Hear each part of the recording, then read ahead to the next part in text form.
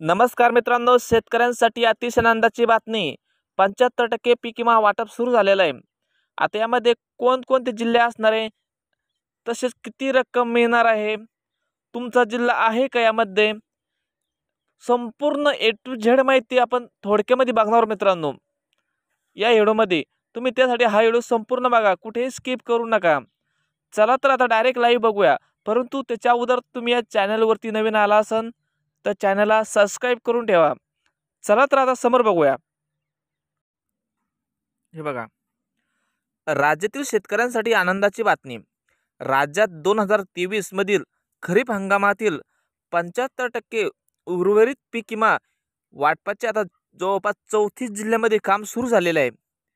पीक कापणीच्या अंतिम अहवालानुसार तुमच्या जिल्ह्यामध्ये 50% पेक्षा कमी अहवाल असेल, म्हणजे तुमची आणेवारी 50% पेक्षा जर कमी असेल तर तुमच्या जिल्ह्यामध्ये साहजिकच पीक विमा वाटप सुरू होणार आहे.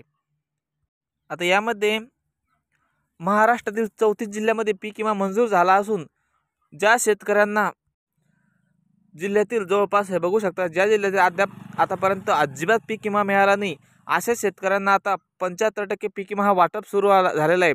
जवळ महाराष्ट्रातील 7 जिल्ह्यामध्ये अजिबात पीक विमा मिळालाच नव्हता.